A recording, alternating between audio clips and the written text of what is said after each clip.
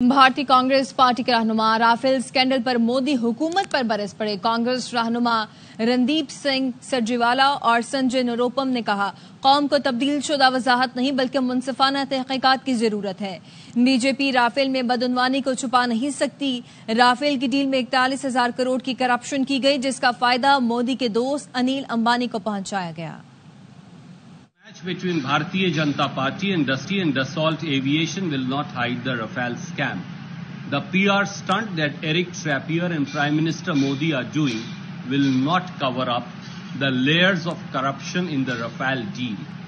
Dictated interviews and manufactured lies cannot cover up corruption in the Rafale deal. The first rule of law is mutual beneficiaries and co-accused statements holds no value. Rafale जो लड़ाकू विमानों की जो deal है, जो खरीदारी है, उसमें बड़े पैमाने पर भ्रष्टाचार हुआ। लगभग 41,000 करोड़ रुपए ज्यादा पेमेंट किया गया है। प्रधानमंत्री जी के जो प्रिय मित्र हैं श्री अनिल अंबानी जी, उनकी कंपनी को लाभ पहुंचाने के लिए आदरणीय राहुल गांधी जी ने जब विषय रखा तो 3-4 प्रकार के झूठ आए। पहला ये आया कि नहीं जी, प्राइस में कोई गड़बड़ी नहीं है। हमने कहा किस प्राइस पे लिया बताइए, और आज तक नहीं बता पाए। दूसरी बात हमने कहा कि आप अनिल अंबानी को क्यों डाले, तो बोले कि नहीं, अनिल अंबानी को डालने का डिसीजन हमारा नहीं था, फ्रांस की कंपनी का था। फ्रांस के पूर्व राष्ट्रपति ओलांदे जी ने साफ साफ कहा है कि यह भारत सरकार की तरफ से दबाव था। उसको कॉन्ट्रैक्ट तभी मिलेगा राफेल बेचने का अगर अनिल अंबानी के साथ हम आगे का कॉन्ट्रैक्ट साइन करते हैं। अनिल अंबानी को लेने के लिए मजबूर करने वाले कौन सी ताकतें थी, उन ताकतों की शिनाख्त की जाए तो यह शिनाख्त जाकर के प्रधानमंत्री नरेंद्र मोदी जी के ऊपर रुकती है। और इसलिए कांग्रेस अध्यक्ष ने साफ साफ शब्दों में कहा है कि प्रधानमंत्री भ्रष्ट हैं, प्रधानमंत्री राफेल विमानों के मामले में झूठ बोल रहे हैं और इसकी एक संयुक्त संसदीय समिति से जांच हुई। آج واہگہ اٹاری پوسٹ پر پاکستان اور بھارت کے ایک قیدی کا تبادلہ ہوا۔ سیکیورٹی ذرائع کے مطابق انڈین بارڈر سیکیورٹی فورس کے پورنم کمار شاہ کو بھارتی حکام کے حوالے کر دیا گیا، جبکہ پنجاب رینجرز کے محمد اللہ کو پاکستانی حکام کے حوالے کیا گیا۔ لائق الرحمان اس حوالے سے مزید تفصیلات بھی بتا رہے ہیں۔ جی لائق، پاکستان اور بھارت کے درمیان قیدیوں کا تبادلہ ہوا ہے۔ ایک قیدی کا تبادلہ واہگہ اٹاری پوسٹ پر کیا گیا، جس کے دوران انڈین بارڈر سیکورٹی فورس کے پورنم کمار شاہ کو بھارتی حکام کے حوالے کیا گیا، جبکہ پنجاب رینجرز کے محمد اللہ کو پاکستانی حکام کے حوالے کیا گیا۔ ذرائع کا یہ کہنا ہے کہ پورنم کمار شاہ 23 اپریل کو فیروز پور سیکٹر میں پاکستانی حدود میں داخل ہوا تھا، جس کو پاکستان کی طرف سے حراست میں لے لیا گیا تھا، اور آج باضابطہ طور پر واہگہ اٹاری پوسٹ پر دونوں ملکوں کے درمیان قیدی کا تبادلہ کیا گیا ہے۔ بہت شکریہ لائق اپڈیٹ کرنے کے لیے۔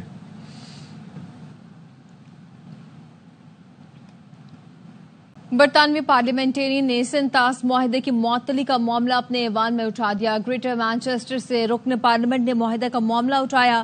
رکن پارلیمنٹ جیمز فرتھ نے کہا، برطانیہ پاکستان اور بھارت کے درمیان سنتاس معاہدے جیسے معاہدوں کا تحفظ یقینی بنائے، پانی کو سیاسی ہتھیار کے طور پر استعمال نہیں کرنا چاہیے۔ برطانوی وزیر خارجہ ڈیوڈ لیمی نے کہا، سنتاس معاہدے کی سنگینی کا ادارک ہے۔ بحران پر بھارتی اور پاکستانی ہم منصب سے 4 بار گفتگو کی گئی۔ Minister assure the House that the government will continue its diplomatic efforts and dialogue to ensure lasting peace, including the vital protection of water access under the Indus Water Treaty, which must not be weaponized in any escalation. The situation in India and Pakistan is deeply unsettling for over 3 million UK British nationals that stem from those two countries. I have spoken to my Indian and Pakistani counterparts 4 times. I stay in close touch with Secretary of State Rubio, my counterparts in Saudi Arabia and UAE. We will do all we can, and we encourage both India and Pakistan to maintain their commitment like the Indus Water Treaty. Security ذرائع کا کہنا ہے بھارتی فضائیہ کے pilot زخمی یا لاپتہ بھی ہوئے ہیں۔ ایک طیارہ اننت ناگ میں گر کر تباہ ہوا۔ ایجیکشن سیٹ برآمد ہوئی ہے۔ بھارتی فضائیہ کا دوسرا طیارہ پامپور پلوامہ میں گر کر تباہ ہوا۔ دونوں پائلٹ شدید زخمی حالت میں سری نگر اسپتال منتقل کیے گئے۔ ایک اور لڑاکا طیارہ پنتھیال رامبن کے علاقے میں گر کر تباہ ہوا۔ Pilot flying officer Iqbal Singh کو زخمی حالت میں آرمی اسپتال ادھمپور پہنچایا گیا۔ بھارتی فضائیہ کا ایک طیارہ اخنور کے کھیتوں میں گرا، دونوں پائلٹ زخمی ہوئے، فوجی اسپتال منتقل کیے گئے۔ دشمن کا ایک طیارہ بھٹنڈا میں بھی تباہ ہوا ہے۔ سیکیورٹی ذرائع نے بتایا ہیرون RPV جموں کے مشرق میں 13 ناٹیکل میل کے فاصلے پر مار گرا گیا۔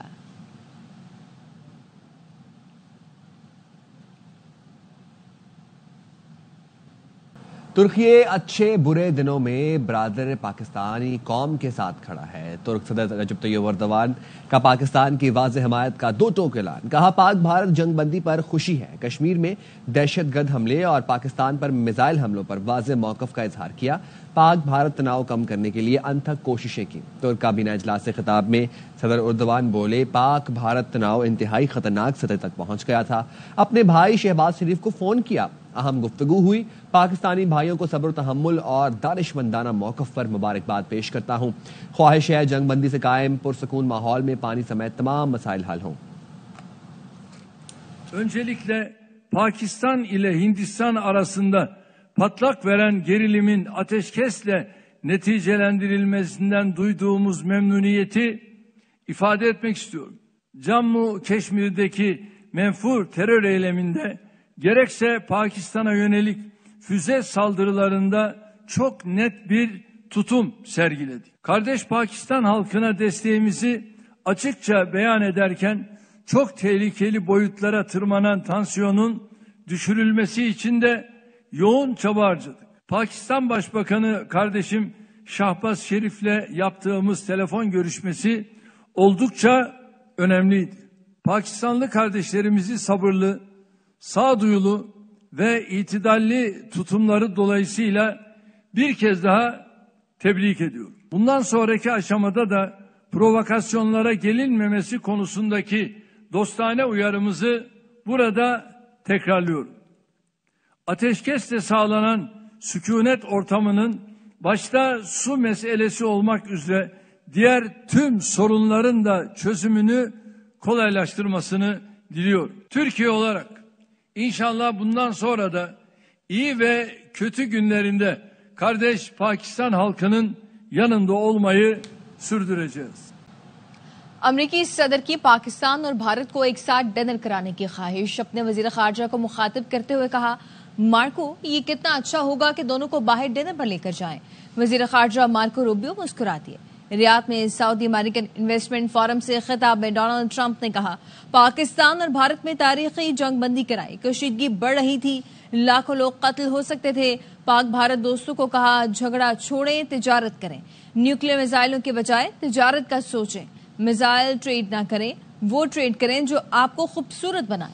پاکستان بھارت کی قیادتیں مضبوط اور ذہین ہیں.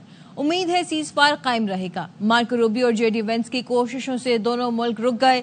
سیز فائر کرانے پر امریکی انتظامیہ پر فخر ہے. امریکہ کی فوج طاقتور ہے لیکن مجھے جنگیں پسند نہیں. Administration successfully brokered a historic ceasefire between India and Pakistan, and I used trade to a large extent to do it. I said, fellas, come on, let's make a deal. Let's do some trading. Let's not trade nuclear missiles. Let's trade the things that you make so beautifully. And they both have very powerful leaders. It all stopped. Hopefully it'll remain that way. Maybe we can even get them together a little bit, Marco, where they go out and have a nice dinner together. Wouldn't that be nice? Millions of people could have died from that conflict that started off small and was getting bigger and bigger and bigger by the day. Gaza کے لوگ ناقابل تصور تکالیف کا سامنا کر چکے ہیں. غزہ میں امداد سے متعلق سلامتی کونسل اجلاس سے پاکستانی مندوب عاصم افتخار احمد نے اپنے خطاب میں کہا غزہ کے لوگوں کو امن و عزت کے ساتھ رہنے کا حق ہے. سلامتی کونسل اپنی قراردادوں پر عمل درآمد کرائے, فلسطین پر قبضہ ختم کرائے. قیام امن کا راستہ 1967 سے قبل کی سرحدوں کی بنیاد پر 2 ریاستی حل ہے. سلامتی کونسل غزہ میں مستقل اور غیر مشروع جنگ بندی کرائے. غزہ کا محاصرہ ختم کیا جائے. فلسطینیوں کی جبری بے دخلی منظور نہیں. غزہ میں احتجاجی سزا دینے کا سلسلہ بھی ختم کیا جائے. غزہ میں بھوک کا بطور جنگی ہتھیار استعمال ایک جرم ہے. سلامتی کونسل غزہ میں امدادی قافلوں اور طبی عملے کی حفاظت یقینی بنائے. غزہ میں اسپتالوں اور طبی عملے کو ہدف بنا کر منظم حملے کیے گئے. غزہ میں 47 لاکھ افراد کو تباہ کن بھوک کا سامنا ہے. The suffering of Gaza's people continues unabated. The humanitarian tragedy has reached catastrophic proportions. The people of Gaza have endured unimaginable suffering. They deserve to live in peace, with dignity, and to exercise their inalienable right to self-determination. 400,000 people in Gaza are facing catastrophic hunger, and the entire population is experiencing acute food insecurity. Attacks on hospitals, aid convoys, humanitarian workers, and UN staff, including the killing of 290 UNRWA personnel, are not isolated violations. There must be a permanent and unconditional ceasefire. Ceasefire is not just a precondition for aid. It is a precondition for life. The blockade imposed since 2nd of March must be lifted. Aid convoys and medical teams must be protected and allowed to operate freely and safely. UNRWA must be allowed to operate without obstruction. The only viable peace, the path to peace, lies in a just resolution of the Palestinian question based on the two-state solution along the pre-1967 borders. खबर है महाराजा रंजीत सिंह की बरसी पर भारत ने सिखों के पाकिस्तान जाने पर पाबंदी आयद कर दी है। महाराजा रंजीत सिंह की बरसी 30 जून को मनाई जाएगी। रंजीत सिंह की बरसी के लिए 500 सिख यात्रियों के दौरे पाकिस्तान पर गैर यकीनी सूरत-ए-हाल पैदा हो गई। सिक्योरिटी जराये का कहना है भारत अपने शहरियों सिखों को निशाना बनाकर पाकिस्तान के खिलाफ महाज बनाना चाहता है। भारत ने 7 मई 2025 से सिखों की पाकिस्तान जाने पर पाबंदी आयद कर रखी है। भारत ने सिखों के मजहबी जज्बात मजरूह करते हुए करतारपुर राहदारी को भी बंद कर रखा है। भारत ने सिखों के इलाकों पर हमला और इबादत गाह को तबाह करने की कोशिश की। भारत ने अमृतसर में मिसाइल दागे ताकि सिखों को पाकिस्तान के खिलाफ भड़काया जा सके। भारत ने सिखों के मुकद्दस मकाम ननकाना साहब पर भी ड्रोन से हमले की मज़मूम कोशिश की। हिंदुस्तान सिख मुखालिफ एहसासात जज्बात के साथ पिछली कई दहाइयों से खेल रहा है। और अब आपको अफसोसनाक खबर दें, कराची से जहां शहर में सुबह सवेरे फायरिंग के 2 वाकयात, 2 अफराद जान भाग जबकि एक बच्ची जख्मी हो चुकी है। नाजिमाबाद गोल मार्केट के करीब फायरिंग की गई है। नजीर शाह हमारे साथ मौजूद हैं, उनसे इन दोनों वाकयात की तफसील लेते हैं। बताइएगा नजीर। देखें, कराची में चंद मिनट के दौरान फायरिंग के 2 वाकयात पेश आए, जिसमें एक वाकया नाजिमाबाद गोल मार्केट के करीब पेश आया जिसमें एक शख्स जान भाग जबकि स्कूल जाती हुई एक बच्ची शदीद जख्मी हुई है। इस बच्ची की उम्र 10 साल बताई जा रही है। इसने स्कूल यूनिफॉर्म पहना हुआ है और वो स्कूल जा रही थी। पुलिस की नफरी जाए वकूआ पर पहुंच चुकी है और ये पता लगाया जा रहा है कि ये बच्ची और ये शख्स साथ थे या ये अलग थे और फायरिंग की जद में आई। जबकि दूसरा वाकया नीपा चौरंगी के करीब राशिद बिन नासुर रोड पर ढाका स्वीट्स के करीब पेश आया, जहां पर फायरिंग से एक शख्स जाबाग हुआ और हमने मालूमात हासिल की तो पता चले कि डकैती मज़ाहमत पर यह कत्ल का वाकया पेश आया है और गुलशन थाने की ये हदूद है। पुलिस की नफरी दोनों क्राइम सीन पर पहुंच गई है। यानी शाहिद और सीसीटीवी फुटेज की मदद से तलाश की जा रही है कि ये वाकया क्या था, क्योंकि गुलशन वाला तो डिक्लेयर कर दिया गया लेकिन नाजुबाद जो गोल मार्केट कर फायरिंग का वाकया पेश आया है उस हवाले से तफसीलात हासिल की जा रही है। जी ठीक है, बहुत शुक्रिया नजीर शाह में तफसीलात बारे आगाह कर रहे थे। कराची में सुबह सवेरे फायरिंग के 2 वाकयात हुए हैं। पानी पीटीआई की पैरोल पर रिहाई की दरखास्त पर रजिस्ट्रार ऑफिस के एतराजात के साथ समात जो लगे थे उन पर ऑर्डर पास कर दूंगा, ये कहना है। इस वक्त समात में जो अहवाल है तो जरा जान लेते हैं कि मजीद क्या समात का अहवाल है। हुसैन अहमद चौधरी हमारे साथ हैं, बताइएगा। जी देखिए, बानी पीटीआई की पैरोल पर रिहाई की दरखास्त पर रजिस्ट्रार ऑफिस के एतराजात के साथ समात हुई है। कायम मकाम chief justice Islamabad high court justice Sarfaraz Dogar ने समात की है। लतीफ खोसा की जानिब से कहा गया कि काबिल समात होने को असिस्टेंट रजिस्ट्रार नहीं दे सकता, ये अदालत में देखना है कि दरखास्त काबिल समात है या नहीं है। अदालत ने कहा कि हर कोई इस अदालत के लिए काबिल एहतराम है। लतीफ खोसा ने कहा कि ये तासर है कि यही इस शख्स को इंसाफ नहीं मिल रहा, ये तासर जो है वो खत्म होना चाहिए। जिसके बाद चीफ जस्टिस ने कहा कि जो एतराज लगे हुए हैं मैं उन पर ऑर्डर पास कर दूंगा। केस की समात खत्म हो गई है और अदालत जो रजिस्ट्रार ऑफिस के एतराजात है उनको दूर करने से मुतालिक तहरीरी हुक्मनामा जारी करेगी। इस दौरान अली अमीन गंडापुर भी अदालत में पेश हुए हैं और अब वो अदालत से रवाना हो गए हैं। जी ठीक है, बहुत शुक्रिया हुसैन अहमद। लाहौर में जीटी रोड आखिरी मिनट स्टॉप पर तेज रफ्तार डंपर 3 रिक्शों और 2 मोटरसाइकिलों पर उलट गया, जिसके नतीजे में 5 अफराद जान से गए जबकि 6 जख्मी भी हुए। हमारे नुमाइंदे बाबर खान इस वक्त जगह हादसा पर मौजूद हैं, उनसे मजीद जानते हैं। इलाका भगवानपुरा जीटी रोड आखिरी मिनट पर इंतहाई अफसोसनाक वाक़या पेश है जब एक तेज़ रफ्तार जो डैम्पर है कूड़ा उठाने वाला वो बेकाबू होकर 3 रिक्शे और 2 मोटरसाइकिलों पर चढ़ गया। रेस्क्यू राय के मुताबिक 5 अफराद इसमें जांबाक हुए हैं जबकि 6 के करीब जख्मी हैं। इमदादी टीमों ने यहाँ पर पहुँचकर दबे हुए थे डंपर के नीचे उनको باہر نکالا اور زخمی ہیں انہیں شالیمار اور سروس ہاسپٹل منتقل کیا. 2 رکشے تھے, اس میں اسکول کے جو بچے ہیں وہ اسکول جا رہے تھے جس وقت یہ حادثہ پیش آیا. اس کے علاوہ 2 موٹر سائیکل سوار جو ہیں وہ بھی اس کی زد میں ہے. سٹی آف لاہور سے بات ہوئی ہے, ان کا یہ کہنا ہے کہ بظاہر یہ لگ رہا ہے کہ اس کی بریک فیل ہوئی ہے جس کی وجہ سے یہ واقعہ پیش آیا ہے. لیکن این شاہدین کا یہ کہنا ہے کہ یہ جو ڈیمپر آج الٹا ہے جس کا ڈرائیور موقع سے فرار ہو گیا, یہ ڈیلی بڑی سپیڈ کے ساتھ جاتا تھا. متعدد بار منع بھی کیا گیا, ایسے ہی لگتا ہے کہ وہ سپیڈ پر قابو نہ رکھ سکا اور الٹ گیا اور 3 رکشے اور 2 موٹر سائیکل اس کی زد میں آ گئی. بانی پی ٹی آئی کے ساتھ ذاتیات کی جا رہی ہیں. انہوں نے ہمیشہ ملک کی مفاد میں کہا, معاف کرنے کے لیے بھی تیار ہوں اور مذاکرات کے لیے بھی تیار ہوں. ہر دھرمی کرنے والے ہوش کے ناخن لیں, وہ ملک کو نقصان پہنچا رہے ہیں. وزیر اعلیٰ خیبر پختونخوا الیمین گنڈا پور کہتے ہیں, بانی پی ٹی آئی سے میری ہفتے میں 1 ملاقات ہونی چاہیے. میں ایک صوبے کا وزیر اعلیٰ ہوں, بانی پارٹی کے سربراہ ہیں. مجھے 1 ملاقات ان کے ساتھ کرنی چاہیے کیونکہ میں ایک صوبے کا وزیر اعلیٰ ہوں, میرا ایک بڑا سینسٹیو صوبہ ہے. بجٹ ابھی آنے والا ہے, 100 بلین کا بجٹ ہوتا ہے, اس میں وہ میرا لیڈر ہے, اس پارٹی کا وہ ہیڈ ہے. اس کا ایک ویژن جو ہے وہ ضروری ہے کہ اس کے اندر اس کا انپٹ آئے.